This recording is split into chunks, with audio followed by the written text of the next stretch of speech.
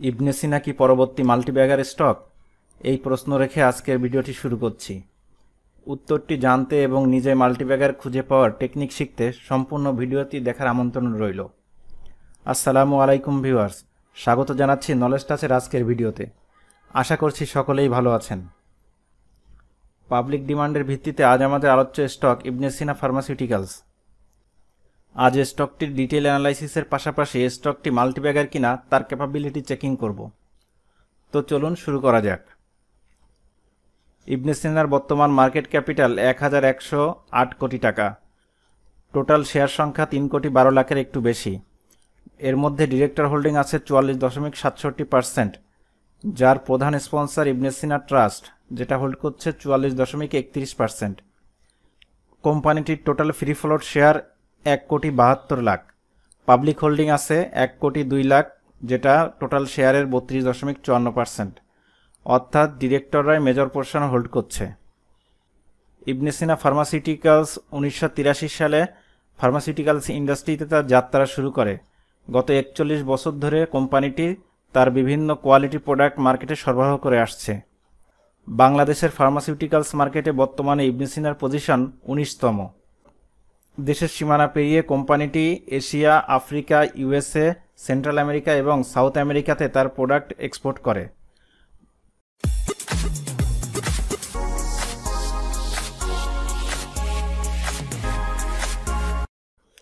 কোম্পানিটির 3টি subsidiary company আছে।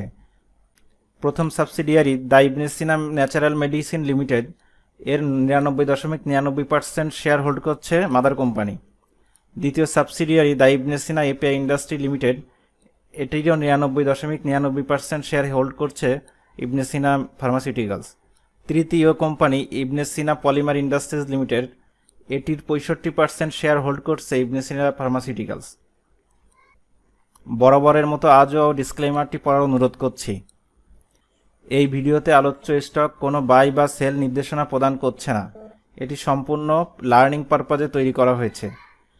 সুতরাং ভিডিওটি থেকে কোনো পার্টিকুলার স্টক বাই বা সেলের পরামর্শ পাওয়ার আশা না করে কিছু লার্নিংয়ের আশায় ভিডিওটি দেখার অনুরোধ করছি। ইবনে সিনা ফার্মাসিউটিক্যালসের তৃতীয় কোয়ার্টারের কনসলিডেটেড রিপোর্ট ওয়েবসাইটে অ্যাভেলেবল না থাকার কারণে আমরা দ্বিতীয় কোয়ার্টার পর্যন্ত আলোচনা করছি, অর্থাৎ দ্বিতীয় কোয়ার্টার ছিল 31 ডিসেম্বর 2023 তারিখে।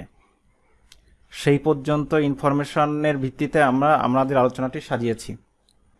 দ্বিতীয় কোয়ার্টার শেষে কোম্পানিটির টোটাল অ্যাসেট 576 কোটি টাকা, যার মধ্যে কারেন্ট অ্যাসেট আছে 38.97% এবং ফিক্সড অ্যাসেট আছে 61.03%। প্রপার্টি, প্লান্ট অ্যান্ড ইকুইপমেন্টের টোটাল ইনভেস্টমেন্ট 247 কোটি টাকা, যেটা মোট সম্পদের 42.87%।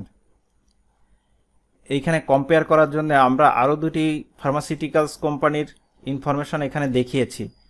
যেমন স্কোয়ারের টোটাল সম্পত্তির প্রায় 21% আছে পিপিইতে, একমি ল্যাবরেটরিজের 56% সম্পত্তি আছে পিপিইতে। ইনভেস্টর হিসেবে আমাদের চাওয়া যে কোনো কোম্পানির ফিক্সড অ্যাসেটে কম সম্পদ থাকুক এবং কারেন্ট অ্যাসেটে বেশি সম্পদ থাকুক। দ্বিতীয় কোয়ার্টার শেষে কোম্পানিটির টোটাল ইকুইটি 321 কোটি টাকা, যেখানে রিটেইন আর্নিং আছে 289 কোটি টাকা। লাস্ট 6 মাসে ইকুইটি ইনক্রিজ করেছে 6.11%।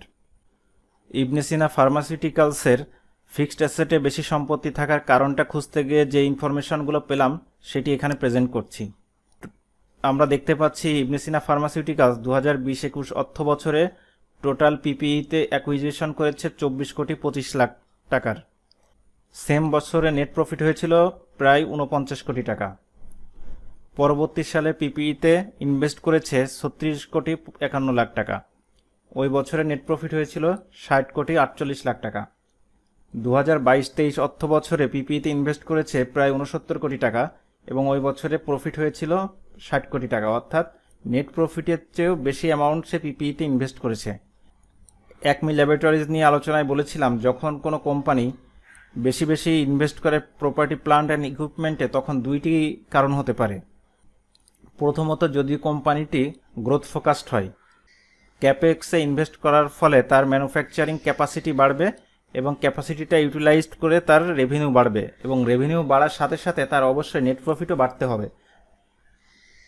আর দ্বিতীয় সিনারিওতে এমন হতে পারে সে ক্যাপেক্স ঠিকই বাড়াচ্ছে, বাট তার রেভিনিউ বাড়ছে সামান্য এবং সেই তুলনায় নেট প্রফিট বাড়ছে না। সেই ক্ষেত্রে আমাদেরকে সতর্ক থাকতে হবে, অর্থাৎ এখানে সরিষার মধ্যে ভূত থাকতে পারে।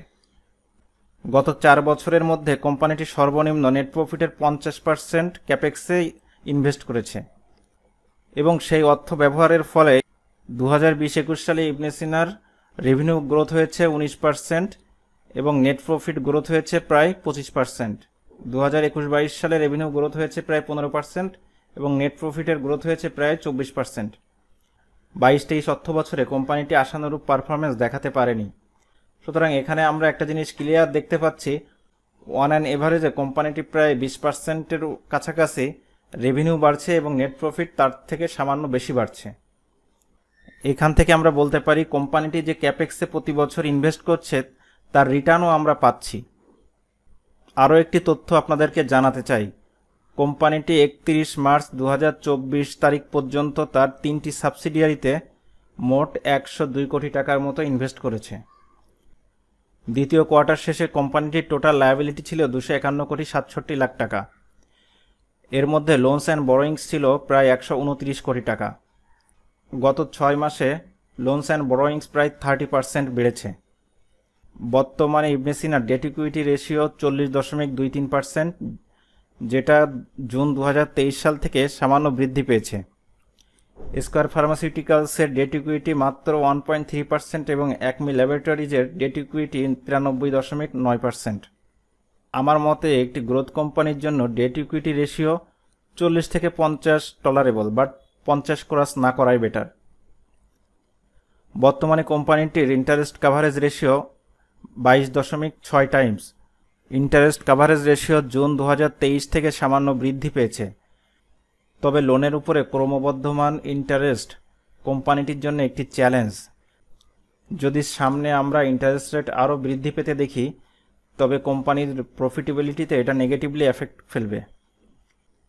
গত 5 বছরে ইবনে সিনার রেভিনিউ সিএজিআর ছিল 14.75% এবং 2022 সালের ডিসেম্বর টু 2023 সালের ডিসেম্বরে রেভিনিউ বেড়েছে 26%, যেটা খুবই একটি আশাব্যঞ্জক বিষয়। গত 5 বছরের ইবনে সিনার গ্রস প্রফিটের সিএজিআর ছিল 15.67%, অপারেটিং প্রফিটের সিএজিআর ছিল 15.78% এবং নেট প্রফিটের সিএজিআর ছিল 15.78%। অর্থাৎ রেভিনিউ 15%-এর নিচে বাড়লেও গ্রস প্রফিট, অপারেটিং প্রফিট এবং নেট প্রফিট 15%-এর সামান্য কিছুটা বেশি বেড়েছে। যদি ইবনে সিনা আগামী 5 বছরের মধ্যে তার রেভিনিউ ডাবল করতে চায় তবে তার প্রতি বছরে গ্রোথ হতে হবে 14.86%। আর যদি কোম্পানিটি রেভিনিউ 20% হারে বাড়াতে পারে তবে আগামী প্রায় 3.5 বছরে সে তার রেভিনিউ ডাবল করতে পারবে।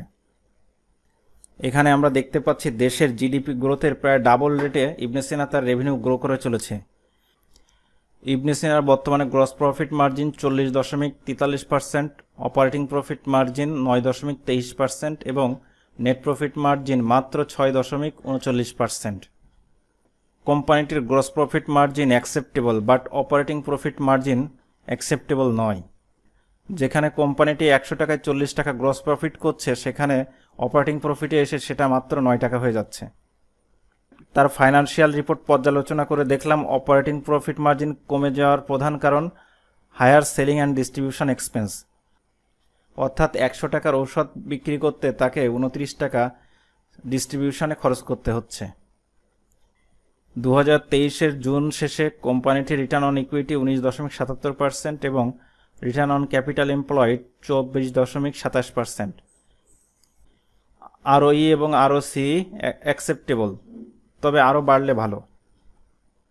3টি সাবসিডিয়ারির মধ্যে শুধুমাত্র ইবনে সিনা ন্যাচারাল মেডিসিন থেকে 2022 সালের রেভিনিউ এসেছিল 55.82 লাখ এবং 1 বছর পরে 2023 সালে রেভিনিউ এসেছিল 66.27 লাখ, অর্থাৎ 1 বছরে এটি গ্রোথ দিয়েছে প্রায় 19%।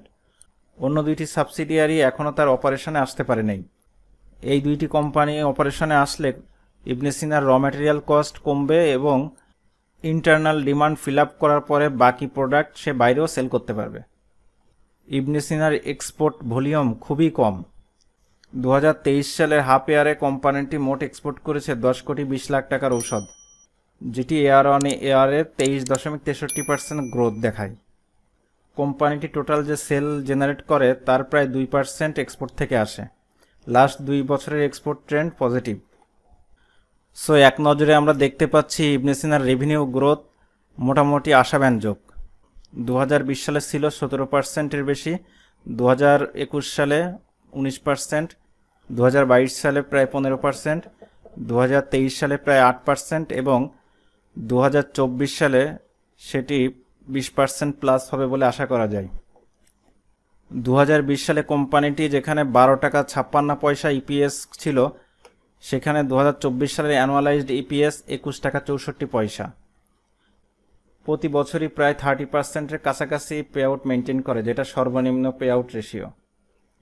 তবে যেহেতু কোম্পানিটি তার ক্যাপেক্সে প্রতি বছর একটি বড় অ্যামাউন্ট ইনভেস্ট করছে, সেহেতু ডিভিডেন্ড আপাতত কম হলেও এটা গ্রহণযোগ্য।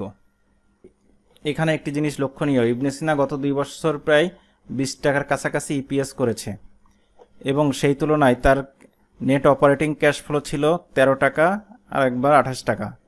অর্থাৎ কোম্পানিটি যথেষ্ট ক্যাশ জেনারেট করতে পারছে, এটি তার প্রমাণ। ডেট ইকুইটি রেশিও একসময় 47 থাকলেও 2023 সালে সেটি 32-এ চলে আসে এবং আবার চলতি বছর প্রায় 40 হয়েছে। ডেট ইকুইটি রেশিও যত কম থাকবে ততই বিনিয়োগকারীদের জন্য ভালো। আমার পছন্দ নো ডেট কোম্পানি বা মিনিমাম ডেট কোম্পানি। তারপরেও কোম্পানিটি যেহেতু একটি গ্রোথ ফেজে আছে, সেজন্য এখানে debt acceptable. Return on equity আগে ছিল 24%-এর কাছাকাছি এবং গত বছর সেটা নেমে এসে 20%-এর কাছাকাছি হয়। আরও সিইও পর্যায়ক্রমে গত 4 বছর কমে সর্বশেষ 24%-এর কাছাকাছি দাঁড়িয়েছে। আরওই এবং আরওসির এই লেভেল গ্রহণযোগ্য। তারপরও কোম্পানিটির যখন সাবসিডিয়ারিগুলো ফুল অপারেশন শুরু করবে, তখন আরওই আরওসি আরও বৃদ্ধি পাবে বলে আমি আশাবাদী। বিভিন্ন মিউচুয়াল ফান্ডে ইবনে সিনার হোল্ডিং, আমরা যে 5টিতে ইবনে সিনার হোল্ডিং পেয়েছি তার মধ্যে সর্বনিম্ন কস্টিং 274 টাকা এবং সর্বোচ্চ কস্টিং 280 টাকা। এই 5টি ফান্ডের বেসিসে ইবনে সিনা স্টকের এভারেজ কস্টিং পড়েছে 276 টাকা 20 পয়সা। 5/9/2024 তারিখে ইবনে সিনার ক্লোজিং প্রাইস 354 টাকা 60 পয়সা। এই 5টি মিউচুয়াল ফান্ডে ইবনে সিনার কস্টিং পার স্টকের ভিত্তিতে স্টকটি বর্তমানে 28% ওভার প্রাইসড। ইকুইটি ভ্যালুয়েশন, কোনো কোম্পানি যখন গ্রোথ স্টেজে থাকে তখন সে পর্যাপ্ত ফ্রি ক্যাশ ফ্লো না জেনারেট করতেও পারে। তারপরেও আমরা ইবনে সিনাকে ডিভিডেন্ড ডিসকাউন্ট মডেলে ভ্যালুয়েশন করার চেষ্টা করে দেখি। নিজ দায়িত্বে ডিসক্লেমারটি পড়ার জন্য অনুরোধ করছি। 2023 সালের air on air free cash floor growth ছিল 363%। গত 3 বছরের ফ্রি ক্যাশ ফ্লোর গ্রোথ 52% এবং গত 5 বছরের ফ্রি ক্যাশ ফ্লোর গ্রোথ 81%। 2021 থেকে 2023 সাল পর্যন্ত ফ্রি ক্যাশ ফ্লোর এভারেজ 29 কোটি 50 লাখ। যেহেতু আমরা মনে করছি ইবনে সিনা গ্রোথ স্টেজে আছে এবং গত 5 বছরের ফ্রি ক্যাশ ফ্লো জেনারেটও মোটামুটি ভালো, আগামী 5 বছরের জন্য free cash flow growth consider করেছি 25% এবং পরবর্তী 5 বছরের জন্য free cash floor growth consider করেছি 20%। টার্মিনাল গ্রোথ 3.5 এবং ডিসকাউন্ট রেট হিসাবে ট্রেজারি বন্ডের 12.75% এল্ড কনসিডার করা হয়েছে। এর ভিত্তিতে স্টকটির ভ্যালু আসে 376 টাকা 40 পয়সা। 5 সেপ্টেম্বর তারিখে স্টকটির প্রাইস 354 টাকা 60 পয়সা। এই ভ্যালুয়েশনের ভিত্তিতে স্টকটি 6.1% আন্ডার ভ্যালুড। আমরা ডিসিএফ মডেলে স্টকটির ভ্যালু পেয়েছি 376 টাকা 40 পয়সা। মার্কেট পি বর্তমানে 14.31। এর ভিত্তিতে ইবনে সিনা স্টকটির ভ্যালু হতে পারে 309 টাকা 60 পয়সা। ফার্মা সেক্টরের পি 13.3। সেক্টরাল পির বেসিসে ইবনে সিনার স্টকটির ভ্যালু হতে পারে 287 টাকা 80 পয়সা। এই ম্যাট্রিকের ভিত্তিতে পিজি আসছে 1.04, অর্থাৎ পিজি রেশিও অনুযায়ী স্টকটি বর্তমানে ওভার ভ্যালুড এবং পিজি রেশিও অনুযায়ী স্টকটির ভ্যালুয়েশন 341 টাকা 80 পয়সা। এই 4টি ভ্যালুয়েশনের ভিত্তিতে আমরা স্টকটির এভারেজ ভ্যালু পাচ্ছি 328 টাকা 90 পয়সা। বর্তমান সর্বশেষ মার্কেট প্রাইসের ভিত্তিতে স্টকটি 8% ওভার ভ্যালুড। ইম্পর্টেন্ট ইস্যুস, প্রথমেই পজিটিভ ইস্যু।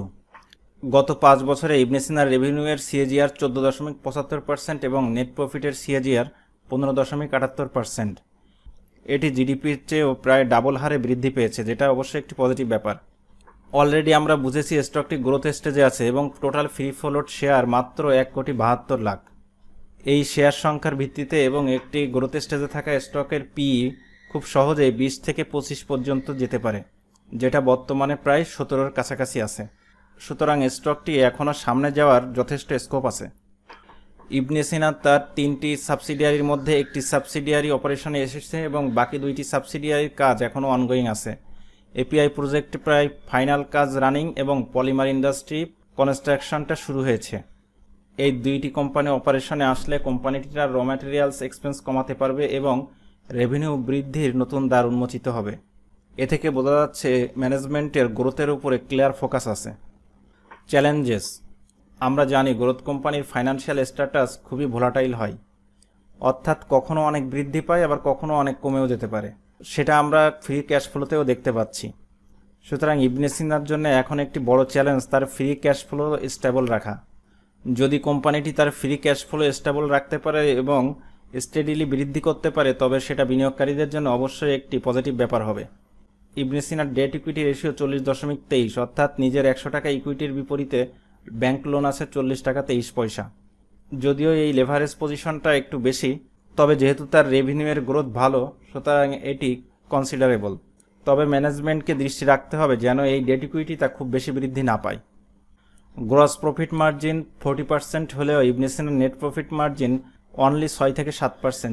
এবং এই নেট প্রফিট বা অপারেটিং প্রফিট কম হওয়ার পিছনে যেটা প্রধানত দায়ী সেটা হচ্ছে high selling and distribution expense. এ থেকে প্রমাণিত হয় ইবনে সিনা মার্কেটে তার ব্র্যান্ড ইমেজ তৈরি করতে পারেনি। যেহেতু তার ব্র্যান্ড ইমেজ স্ট্রং নয়, সেহেতু তার সেলস অ্যান্ড ডিস্ট্রিবিউশনের পিছনে বেশি টাকা খরচ করতে হচ্ছে। কোম্পানিটি সর্বনিম্ন পর্যায়ে ডিভিডেন্ড পে আউট করছে। সময়ের সাথে সাথে এই ডিভিডেন্ড পে আউটটাও ইমপ্রুভ করবে বলে আমি আশাবাদী। মাল্টিব্যাগার ক্যাপাবিলিটি চেকিং: ইবনে সিনা কোম্পানিটি মাল্টিব্যাগার হবে কি হবে না, এইটা নিয়ে অনেকের মধ্যে আলোচনা করতে শোনা যায়। এখন আমরা দেখব আসলেই কি ইবনে সিনা কোম্পানিটি মাল্টিব্যাগার হওয়ার দৌড়ে এগিয়ে আছে বা সেই যোগ্যতা তার আছে। প্রথম ক্রাইটেরিয়া কোম্পানিটির অনেস্টি থাকতে হবে এবং সেটি আমরা বুঝবো তার অ্যাকাউন্টস দেখে। এটি থেকে ইবনে সিনাকে গুড বলা যায়, অর্থাৎ এখনও পর্যন্ত তার অ্যাকাউন্টস রিলেটেড কোনো নেগেটিভ কথাবার্তা বা নিউজ জানা যায়নি। এরপরে ম্যানেজমেন্ট রেপুটেশন: যে ম্যানেজমেন্ট কোম্পানিটি রান করবে তাদেরকে অবশ্যই রেপুটেড হতে হবে। এক্ষেত্রে আমি কোম্পানিটিকে এভারেজ রেটিং দিব। ফ্রি ক্যাশ ফ্লো জেনারেটিং পাওয়ার: একজন ভ্যালু ইনভেস্টরের জন্য এই ফ্রি ক্যাশ ফ্লো জেনারেটিং পাওয়ার খুবই ইম্পর্টেন্ট। ফ্রি ক্যাশ ফ্লো হচ্ছে কোম্পানির ফুয়েল। কোম্পানিটির সামনে কত গ্রো করবে, কত দূর তার যাত্রা, এটি নির্ধারণ করে ফ্রি ক্যাশ ফ্লো জেনারেটিং পাওয়ার। ইবনে সিনা যেহেতু গ্রোথ স্টেজে আসছে এবং প্রতি বছরই ক্যাপেক্সে ইনভেস্ট বাড়াচ্ছে, সুতরাং এই ক্ষেত্রে একে আমরা এভারেজ মার্কিং দিতে পারি। তবে এখানে আরও ইমপ্রুভমেন্ট দরকার। বর্তমানে ইবনে সিনার আরওসি 27%, যেটাকে ভালো বলা চলে। তবে মাল্টিব্যাগার হতে হলে এটাকে এক্সিলেন্ট হতে হবে, অর্থাৎ আরও বাড়াতে হবে। 40 থেকে 50%-এ আসলে সেটাকে আমরা এক্সিলেন্ট বলতে পারি। প্রফিটেবিলিটি গ্রোথ: আমরা দেখব গ্রস প্রফিটের চেয়েও অপারেটিং প্রফিটের গ্রোথ বাড়ছে কিনা এবং অপারেটিং প্রফিট যে হারে বাড়ছে নেট প্রফিট তার থেকে বেশি হারে গ্রো করছে কিনা। এই ক্রাইটেরিয়া থেকে ইবনে সিনা মডারেট অবস্থায় আছে, তবে এখানে মাল্টিব্যাগার হতে হলে তার আরও ইমপ্রুভমেন্ট দরকার। কম্পিটিটিভ অ্যাডভান্টেজ: কম্পিটিটিভ অ্যাডভান্টেজের আন্ডারে আমরা 3টি সাব পয়েন্ট রেখেছি। একটি কোম্পানিকে লং টার্মে সাস্টেইন করতে হলে তার একটি স্ট্রং ব্র্যান্ড ইমেজ লাগবে। এক্ষেত্রে ইবনে সিনাকে আমরা এভারেজ রেটিং দিতে পারি। এখানে তার আরও ইমপ্রুভ করতে হবে। অ্যাটলিস্ট মার্কেটে ব্র্যান্ডটি এক্সিলেন্ট না হলেও গুড পজিশনে আনতে হবে। একটি কোম্পানি সেক্টরে লং রানে টিকে থাকতে হলে, বিনিয়োগকারীদেরকে ভালো রিটার্ন দিতে হলে র্যাঙ্কিংয়ের প্রথম দিকে থাকতে হবে। বর্তমানে ইবনে সিনার র্যাঙ্কিং 19তম। যদি ম্যানেজমেন্ট কোম্পানিটিকে টপ 10-এর মধ্যে আনতে পারে, তবে কোম্পানিটি 1x রিটার্ন দিবে না, মিনিমাম 2 থেকে 3x রিটার্ন বিনিয়োগকারীদের দিবে বলে আমার বিশ্বাস। স্ট্রং ডিস্ট্রিবিউশন চ্যানেল: এখানে আমি ইবনে সিনাকে সবচেয়ে কম মার্কিং দিব, যেটা পোর। কারণ একটি কোম্পানি 100 টাকা সেলস করতে যদি 29 টাকায় খরচ করে ফেলে, তবে তার ডিস্ট্রিবিউশন চ্যানেল কখনোই ভালো হতে পারে না। এই কোম্পানিটির প্রফিটেবিলিটি কমিয়ে দিচ্ছে এই ডিস্ট্রিবিউশন চ্যানেলের উইকনেস। এক্ষেত্রে একটি উদাহরণকে আমরা সামনে আনতে পারি। আপনারা দেখেছেন প্রাণের ডিস্ট্রিবিউশন চ্যানেল খুব স্ট্রং, এজন্য প্রাণ যে কোনো প্রোডাক্ট যখনই মার্কেটে আনুক, হোক তার কোয়ালিটি এভারেজ বা বিলো এভারেজ, তবুও সে তার স্ট্রং ডিস্ট্রিবিউশন চ্যানেলের কারণে প্রোডাক্টটিকে খুব দারুণভাবে মার্কেটে পজিশনিং করে ফেলে। ইবনে সিনার মেইন স্পন্সর ইবনে সিনা ট্রাস্ট। আমরা জানি ইবনে সিনা ট্রাস্টের আন্ডারে সারা দেশে ইবনে সিনা হসপিটাল, ইবনে সিনা ডায়াগনস্টিক এবং নানান অর্গানাইজেশন আছে। সুতরাং এই এত কিছু থাকা সত্ত্বেও ইবনে সিনা তার ডিস্ট্রিবিউশন চ্যানেলে যথেষ্ট উন্নতি করতে পারে না, এটা তার একটি ব্যর্থতা। এই স্টকটি মাল্টিব্যাগার হতে হলে ম্যানেজমেন্টকে অবশ্যই এই পয়েন্টের উপরে জোর দিতে হবে। এক্সিলেন্ট না হলেও অ্যাটলিস্ট ডিস্ট্রিবিউশন চ্যানেল গুড করতে হবে। আমি এখানে আপনার চিন্তার দ্বারকে প্রসারিত করার সুযোগ তৈরি করে দিলাম। আমার মনে হয় না যে এখন আমার এটা আর বলার প্রয়োজন আছে যে স্টকটি মাল্টিব্যাগার হবে কি হবে না। আই থিঙ্ক আপনি নিজেই এখন ওপিনিয়ন দিতে পারবেন যে এটি মাল্টিব্যাগার হবে কি হবে না। তাহলে এখন কি করণীয়? এখন অবশ্যই ভিডিওটির নিচে আপনি কমেন্ট করে জানিয়ে দিবেন ইবনে সিনা কি নেক্সট 2 বা 3 বছরের মধ্যে মাল্টিব্যাগার রিটার্ন দিতে যাচ্ছে। আপনার উত্তরের আশায় রইলাম। সাথে এটাও জানাতে পারেন এই চ্যানেলের ভিডিওগুলো আপনার কেমন লাগছে, আলোচনাগুলো কি আপনার কোনো উপকারে আসছে। নেগেটিভ বা পজিটিভ যে কোনো মন্তব্য নির্দ্বিধায় জানাতে পারেন এবং কোনো সাজেশন থাকলে সেটাও জানানোর অনুরোধ রইল। ফার্মা সেক্টরের market leader Square Pharma. Square ফার্মাকে যদি একটি হাতির সাথে তুলনা করি তবে ইবনে সিনা একটি ঘোড়ার বাচ্চা। এর সামনে বড় হওয়ার অবারিত দ্বার খোলা। 2015 সালে স্টকটি একবার মাল্টিব্যাগার রিটার্ন দেয়। তখন স্টকটি 35 মাসে 458% রিটার্ন দিয়েছে। অর্থাৎ অলরেডি এই জার্নির মাঝে যারা এন্ট্রি করেছেন তারা কয়েক স্টেজে মাল্টিব্যাগার রিটার্ন পেয়েছেন এই স্টকটি থেকে। স্ক্রিনে আপনারা দেখতে পাচ্ছেন ইবনে সিনার মান্থলি চার্ট। একটি আপ মুভ দেওয়ার পরে 2018 সালের আগস্ট মাসে একটি টপ ক্রিয়েট করে একটি রেঞ্জ বাউন্ড মার্কেটে প্রবেশ করে। 235 থেকে 306 টাকার জোন একটি ক্রিয়েট করে। যদিও মাঝে একবার ব্রেকআউট দিয়েছিল, তবে এটি ফেক ব্রেকআউট, কারণ এখানে আপনি ভলিউমটা দেখেন। এই ব্রেকআউট দিতে হলে যে ভলিউম দরকার ছিল সেই ভলিউমটা স্টকটি পায়নি, যে কারণে এই ব্রেকআউটটা সাস্টেইন করতে পারেনি। পরবর্তীতে আবার সেই রেঞ্জের মধ্যে প্রবেশ করে। এই কনসলিডেশন জোনটা শুরু হয় 2018 সালের আগস্ট মাসে এবং 6 বছর পরে সেম আগস্ট মাসেই পর্যাপ্ত ভলিউম নিয়ে স্টকটি একটি ব্রেকআউট দেয়। ব্রেকআউটে 305 টাকা লেভেলে একটি এন্ট্রি পয়েন্ট ছিল। পরবর্তীতে গত সপ্তাহে স্টকটি সেই ফেক ব্রেকআউট পয়েন্টকেও ব্রেক করে উপরে উঠেছে। এখন স্বাভাবিকভাবেই মনে প্রশ্ন জাগবে, তাহলে এখন কি হতে যাচ্ছে? এটাই তো আমাদের এখন জানার বিষয়। আমার মতে স্টকটির জন্য এখন 3টি পথ খোলা। প্রথমত স্টকটি রিটেস্ট করে 205 টাকা থেকে 210 টাকার লেভেলে এসে একটু কনসলিডেট করে দেন আবার একটি ব্রেকআউট দিতে পারে। দ্বিতীয়ত স্টকটি আরও একটু বৃদ্ধি পেয়ে সেখান থেকে একটি রেঞ্জ ক্রিয়েট করে এই রেঞ্জের মধ্যে শক্তি সঞ্চয় করে দেন আবার একটি ব্রেকআউট দিতে পারে। তৃতীয়ত স্টকটি যে অবস্থায় আছে এখান থেকে কারেকশন দিয়ে আবারও সেই 250 টাকার কাছাকাছি আসতে পারে, দেন কিছুদিন এখানে কনসলিডেট করে আবার সে আপ হতে পারে। তবে স্টকটি 300 টাকার নিচে নামলে তার আপ ট্রেন্ড হারাবে। সামনের দিনে স্টকটি যদি ভলিউম লেভেল ধরে রাখতে পারে তবে আমার বিশ্বাস সামান্য একটু রিটেস্ট করে স্টকটি একটি হায়ার হাই তৈরি করতে যাচ্ছে। তবে 2 সপ্তাহ হোক আর 2 মাস হোক আর 2 বছর হোক, যদি ম্যানেজমেন্ট রেভিনিউ গ্রোথ ধরে রাখতে পারে এবং লোন কিছুটা কমিয়ে আনতে পারে তবে স্টকটি বিনিয়োগকারীদের একটি হ্যান্ডসাম রিটার্ন দিতে যাচ্ছে, এটা প্রত্যাশা করা যায়। এত সময় সাথে থাকার জন্য ধন্যবাদ। আবার কথা হবে পরবর্তী ভিডিওতে, সেই পর্যন্ত ভালো থাকুন। কোনো স্টক নিয়ে ভিডিও চাইলে কমেন্ট বক্সে জানাতে পারেন।